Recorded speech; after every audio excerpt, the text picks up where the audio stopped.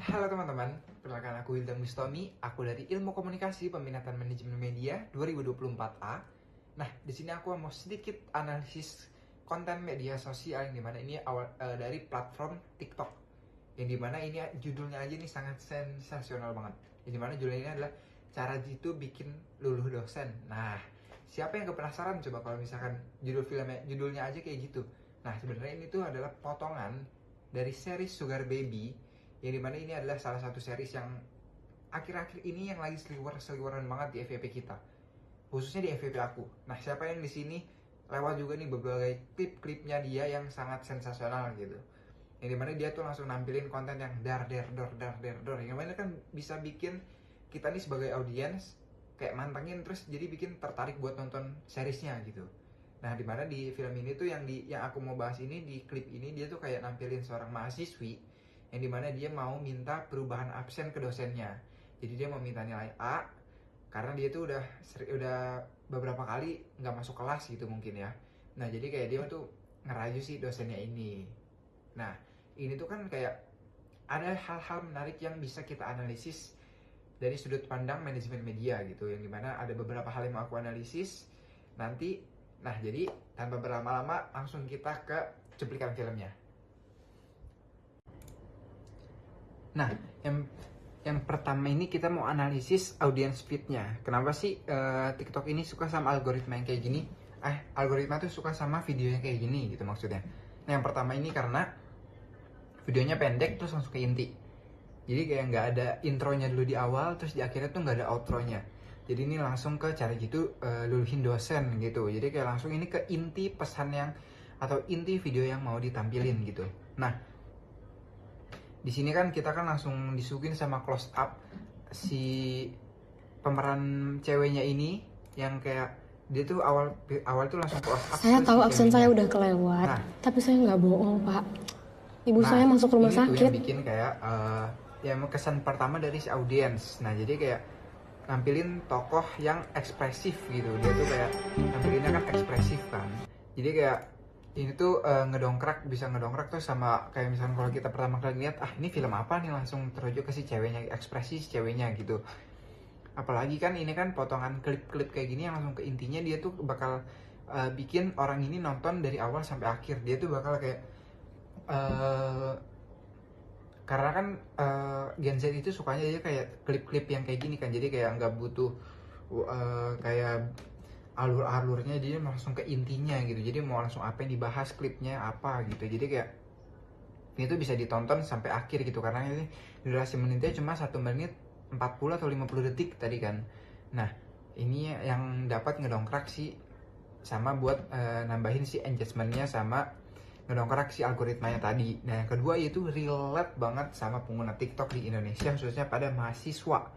Nah, karena ini temanya itu dia ngeluluhin dosen nih, dia jadi kan karena ini kan dia minta absen kan, minta memperbaiki absennya dia gitu. Jadi kayak ini tuh emang relate banget sama mahasiswa-mahasiswi di Indonesia gitu khususnya, karena kan ada beberapa ini tuh kayak relate banget. Terus ada beberapa yang emang ngalamin, ataupun teman yang ngalamin, ataupun mantan yang ngalamin, mungkin adik kakaknya yang ngalamin, saudara yang ngalamin. Jadi kayak emang itu menggambarkan kesan mahasiswi atau dunia perkuliahan, sisi negatif dunia perkuliahan yang ada di Indonesia gitu. Terus yang selanjutnya itu bisa kayak di dalamnya tuh dia kayak bisa komentar kan, bisa komentar. Terus jadi kayak dia tuh bisa nge-share, jadi banyak banget jadi dengan share itu kita jadi kayak bisa cerita gitu di komentar gitu. Jadi aku tuh punya teman dulu tuh kayak gini loh, dia tuh sama dosen gini loh, padahal dia jarang masuk, tapi dia karena diajak main sama dosen jadi dia dapat nilai A gitu.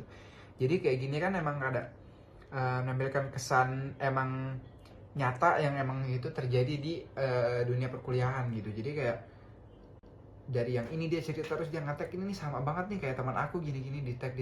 Jadi kayak ningkatin engagement dari si screenplays-nya ini. Jadi itu salah satu cara buat ngedongkrak. Nah, yang ketiga yaitu karena ini diupload sama akun besar gitu.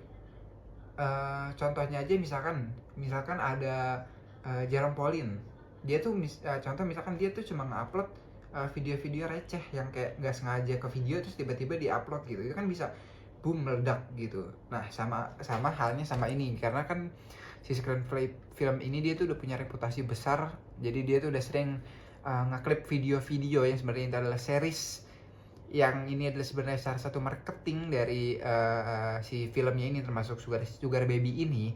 Jadi kayak sebenarnya bukan karena videonya bagus, ini kan karena emang isi videonya bagus, tapi kan pas diupload dia cuma ngeklip aja kan. Nah jadi itu emang faktornya itu karena si akunnya sendiri, dia akunnya itu udah besar, jadi ada reputasi di TikTok, jadi ada trust sama si algoritmanya ini. Jadi TikTok tuh nampilin ini tuh di FYP-nya kita gitu, termasuk aku gitu kan, banyak banget seliweran kan ini tuh, karena ini series baru apalagi gitu. Nah terus selanjutnya ini kita masuk ke analisis aspek ekonomi politik, tapi ini politik yang dalam ranah media gitu ya. Terus sebenarnya kita tuh bertanya-tanya, kalau misalnya kayak gini tuh yang diuntungin siapa sih? Yang udah jelas tuh yang diuntungin yang pertama ada si kreatornya ini, si screenplay films, yang kedua ada TikTok. Kenapa si screenplay filmsnya untung? Karena dia tuh bisa promosi gratis gitu. Jadi karena dia tuh nggak harus bayar TikTok promosi, dia tuh udah otomatis didongkrak sama algoritma TikTok.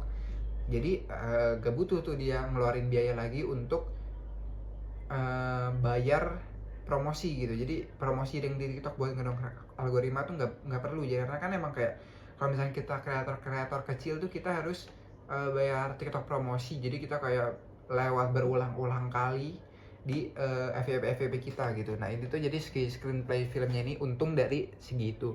Kalau misalkan yang kedua ini ada sih, kalau TikToknya itu dia kan kayak yang pasti udah dapat engagement dari audience gitu. Kenapa? Karena ini tuh dengan kita tadi nonton ini, apalagi kita nontonnya sampai akhir, apalagi mungkin ada yang berulang-ulang kali karena suka sama klipnya ini. Nah itu tuh dia jadi kayak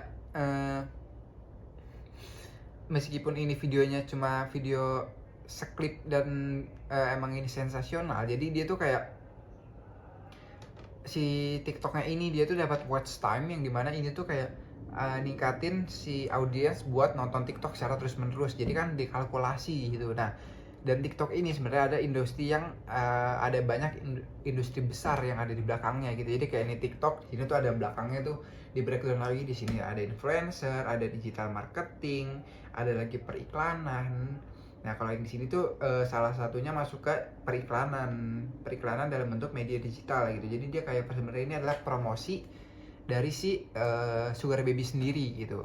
Nah selanjutnya ada relasi kuasa. Emang konten kreator tuh emang dia tuh emang berusaha bikin konten yang bagus dan enak dilihat supaya ngedongkrak algoritma. Tapi kalau misalkan si TikToknya nggak mengizinkan dan nggak mau nampilin konten kita di algoritma dan menembus algoritma, walaupun konten kita bagus, kita tuh nggak bakal kayak tiba-tiba langsung sekali upload di kita ribuan, ratusan FYP, dan itu kan emang kecuali akun-akun yang udah besar, karena kan dia tadi dia punya reputasi sendiri gitu. Nah jadi emang kendali ini tuh emang pure dikendalin sama si TikTok. Ini adalah kalau misalnya kita dalam organisasi, ini adalah hak prerogatif dari si pemimpin gitu, dari si yang punya kuasa gitu. Karena yang punya kuasanya TikTok, jadi dia ada hak prerogatif buat munculin algoritma apa yang akan dimunculin di FYP-nya si audiens atau si penontonnya ini gitu. Nah selanjutnya ini ada aspek yang gak kalah penting, ini adalah aspek feminisme yang paling penting dikritisi di konten ini, karena konten ini adalah ada tokoh perempuannya, yang dari tokoh utama di klip ini kan adalah si perempuannya ini sendiri, si mahasiswinya yang tadi minta untuk meng-up absennya gitu. Nah ini tuh emang sebenarnya si perempuan ada menjadi alat negosiasi yang berlawanan atau berhadapan dengan otoritas laki-laki gitu. Nah di sini tuh cukup jelas, yang ini tuh terdapat di konten ini tuh terdapat male gaze gitu. Nah male gaze sendiri itu dia tuh adalah sebenarnya stereotype, tapi dia tuh kayak lebih menampilkan kesan wanita itu, menampilkan sisi negatif dari si wanita itu. Misalkan kayak gini, ini kan dia merayunya dalam konteks negatif ya. Ini dia merayunya dengan cara menunjukkan bagian tubuh yang emang itu privasi dari si perempuan, yang dimana yang bikin si laki-lakinya ini luluh gitu, si dosen ini luluh. Nah itu yang bisa disebut male gaze. Jadi kayak secara garis besar male gaze itu adalah eksploitasi terhadap wanita gitu. Secara nggak langsung adalah, dan secara garis besarnya itu adalah yang bahasa yang sering kita dengar adalah eksploitasi terhadap bagian tubuh wanita gitu. Nah kalau misalkan di akademik itu kita tuh biasanya disebutnya stereotip kayak gini tuh adalah studi gender, atau kayak yang memperdalami tentang isu-isu gender gitu. Ini kan adalah bias gender pada si perempuan ini tadi gitu kan.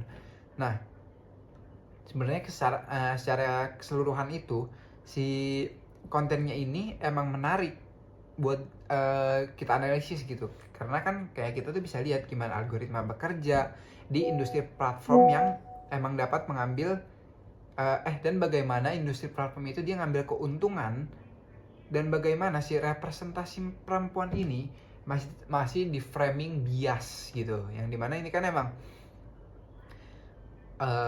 sebenarnya ini tuh kalau misalkan kita dalam kajian akademik, ini kan emang nggak seharusnya kita ngambil atau memframing kasus itu gitu, karena ini kan ke arah negatif gitu, yang dimana kan kayak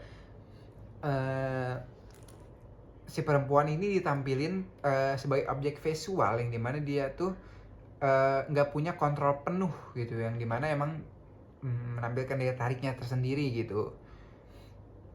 Nah jadi dari ketiga aspek ini konten drama ini emang gampang viral gitu. Intinya tuh viral karena emang algoritma suka sama konten-konten kreator yang mendongkrak dan sensasional gitu, yang dimana dia bisa menembus algoritma TikTok sendiri, yang dimana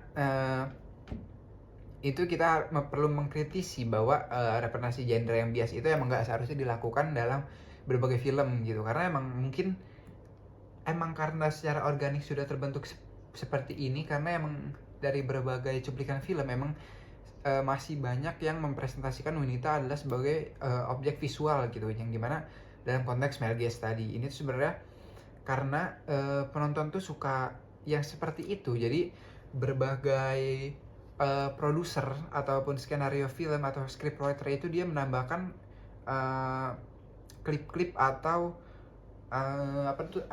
klip atau scene yang emang male gaze tadi, yang itu mempresentasikan wanita sebagai objek visual aja gitu. Oke. Nah mungkin ini aja yang bisa aku sampaikan dari analisis filmnya itu yang berjudul Cara Jitu Bikin Dosen Luluh. Mungkin sekian dari aku, dan mungkin nanti kita akan ketemu di pembahasan selanjutnya.